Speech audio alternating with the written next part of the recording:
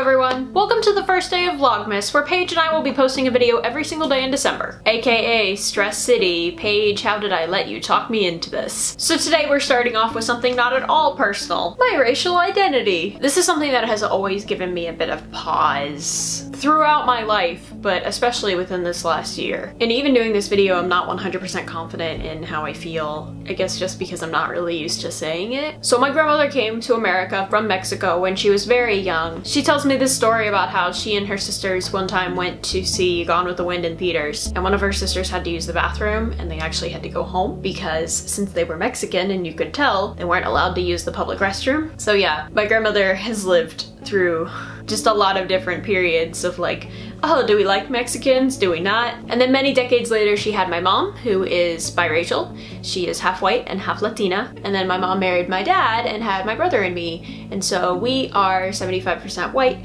and 25% Latinx. My mom never became fluent in Spanish, and that's because at the time that she was raised in, it was believed that speaking multiple languages to a child would stunt brain development. It would confuse them, which we know, of course, is not true. That belief was also probably pushed a lot because of xenophobia. My brother and I also never became fluent. Though my parents did try, Muzzy just didn't really do it for me. But here's the thing, Latinx and Hispanic aren't races, just like American isn't a race. Latin America has a really long, complicated history of European colonization and immigration and all of these other things like the United States. And so while a lot of people, especially in America, think that Latinx or Hispanic is always a race, that's not the case. That's something that I didn't know before I started doing this video. MTV Decoded actually did a much more in-depth video about the subject if you would like to go check it out. I'll include it in a card. I know I'm going to be doing more research on it, and the reason I'm not going into huge detail about that to educate you guys is because with Vlogmas I'm trying to be a little more relaxed with my videos. So the purpose of this video wasn't to educate, it was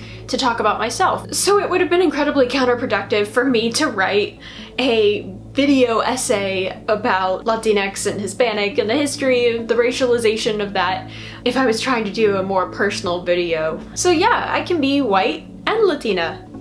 I know that I look white and that I have gone through life and will continue to go through life with white privilege, and I don't presume to know what it's like to be a woman of color who is also Latina. And because of that, being presumed as 100% white doesn't bother me. It really doesn't. What does bother me, and what especially bothered me as a kid, was when I would tell people that my grandmother was from Mexico and their response was something like, I know you're lying because you don't look it.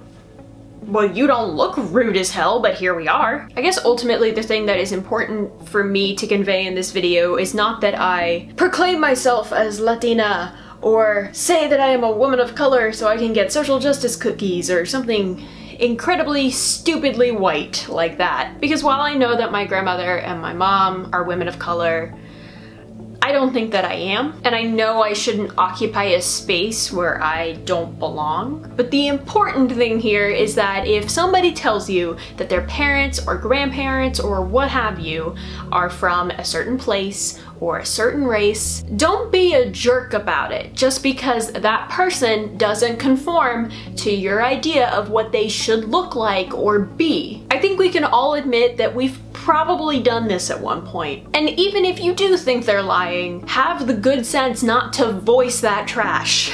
And I think that's a good lesson for a bunch of different things. So yeah, I know this doesn't seem like a big deal. There wasn't a reveal of some big secret, but it was kind of personal for me to do.